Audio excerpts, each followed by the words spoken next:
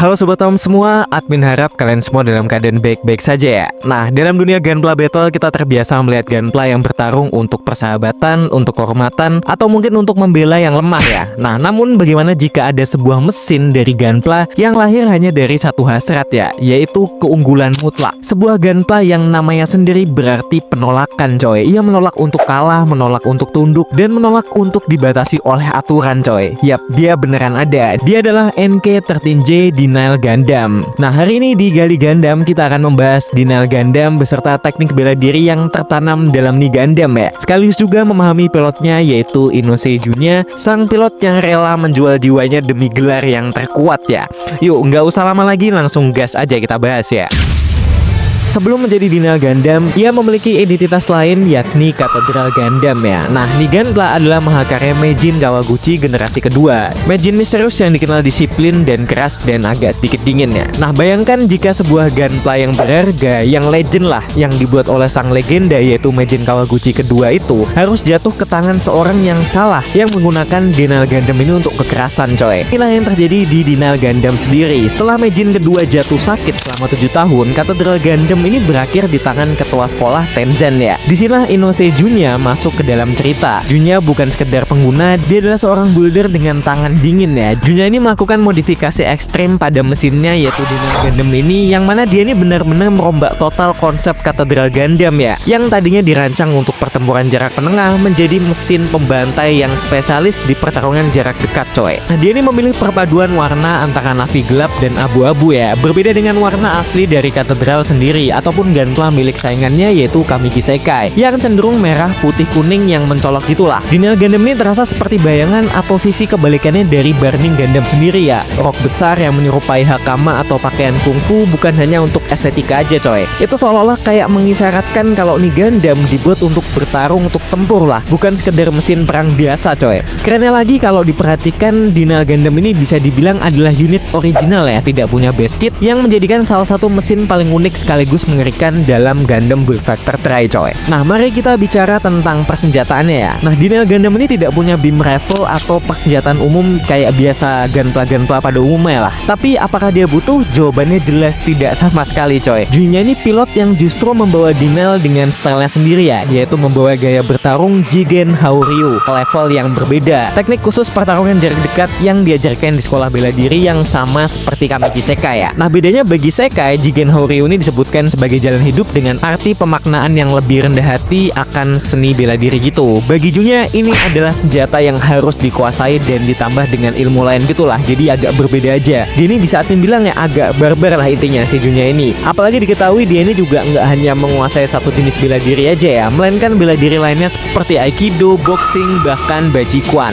Nah, satu-satunya warisan dari Katedral Gundam yang tersisa di sini ya cuman beam sword di lengan bawahnya gitu. BTW beam swordnya di sini konsepnya keren ya. Jadi serangan fisik yang brutal berubah menjadi sabetan pedang yang presisi gitulah. Nah, lalu ada burning burst system untuk fiturnya ya. Kalian mungkin berpikir ini sama dengan yang dimiliki Try Burning ya mungkin ya. Nah, jawabannya salah besar coy. Di tangan Junya sistem ini melepaskan pita partikel ungu gitu dari belakang kepalanya, yang dimana pita ini bukan sekedar hiasan coy ya, bisa berfungsi seperti nyambuk, terus borgol, terus ngunci musuh, dan bahkan bisa memberikan serangan fisik yang lumayan sakit coy. Bisa admin bilang ini salah satu keunikan dari Gundam Denial sendiri ya, yang mengingatkan admin sama Nobel Gundam yang dimana ini sama-sama punya rambut gitulah. Nah, sebagai Gundam tempur dengan tipe serangan jarak dekat ya, Gundam Denial ini memiliki beberapa list atau mungkin katalog jurus yang ia kuasai ya. Junya ini tidak hanya bertarung, dia menunjukkan beberapa penguasaannya terhadap beberapa teknik bela diri ya, seperti yang udah admin jelasin tadi, termasuk terhadap Jigen Haoryu sendiri, sebuah aliran bela diri yang mendasari seluruh gerakan pada Gundam Denial ini, seperti hal yang Kamiki dengan build burningnya itu ya. Tapi dengan satu perbedaannya yaitu Junya ini seseorang yang multi stylish lah bisa dibilang, seperti yang sudah admin jelasin juga tadi, dimana seluruh gerakannya itu digabungkan seperti boxing yang eksplosif, kemudian Aikido yang mengandalkan momentum lawan, dan Bajikuan yang penuh dengan tenaga ledakan jarak dekat gitu coy. Adapun beberapa teknik gerakan yang dilakukan Denial Gundam melalui Jigen Haoryu ini ya, antara lain seperti Seikenzuki. Ini bukan sekedar pukulan lurus biasa, ini adalah pukulan lurus yang mampu merobek plastik Gunpla hingga terkelupas atas dan melempar lawannya jauh keluar area pertempuran coy. Kekuatannya terletak pada penempatan pusat gravitasi yang sempurna bisa dibilang. Kemudian ada Shipuzuki. Nah, saat Junya ini melancarkan pukulan, dia tuh tidak hanya memukul udara aja coy. Dia memanipulasi aliran partikel Plevsky untuk menciptakan gelombang kejut gitu. Teknik ini mampu menciptakan angin badai buatan yang sanggup membubarkan partikel Plevsky lawan, membuat mereka kehilangan kendali atas gunpla-nya gitu. Kemudian ada Senpu Tatsumaki Giri. Teknik ini adalah bukti kecepatan Denial Gundam. Dia berputar di udara dengan kecepatan ekstrim sebelum meluncurkan tendangan mautnya coy. Putaran ini menciptakan tornado mini di sekeliling tubuhnya yang berfungsi ganda sebagai serangan dan juga sebagai perisai ya. Bahkan rudal atau proyektil musuh bisa dipantulkan atau dihancurkan oleh pusaran angin ini coy. Ini adalah pertahanan sekaligus penyerangan yang sempurna ya bisa dibilang ya. Ada serangnya juga ada bertahannya. Nah, kemudian untuk pilotnya kita bisa lihat selama penampilan di animenya, Junya ini memiliki obsesi tinggi terhadap penguasaan dan rasa ingin tidak terkalahkan ya. Ingin jadi pemenang dari para pemenang gitulah intinya. Nah, yang jadi pertanyaan sekarang, mengapa Junya begitu terobsesi? Kenapa dia menjadi antagonis yang begitu dingin ya di awal ya meskipun ya. Sebenarnya kita perlu melihat masa lalunya juga coy. Nah, Junya ini dulunya adalah sosok yang jujur, saudara sekaligus senior seperguruan Sekai yang baik hati ya bisa dibilang ya. Tapi dia ini terjebak dalam merasa kurang lah bisa dibilang, kurang ini kurang itu. Dia merasa dihianati karena sang guru tidak memberikan rahasia tertinggi dari teknik Jigen Horyu itu kepadanya. Sementara dia melihat si Sekai seolah-olah memiliki potensi itu.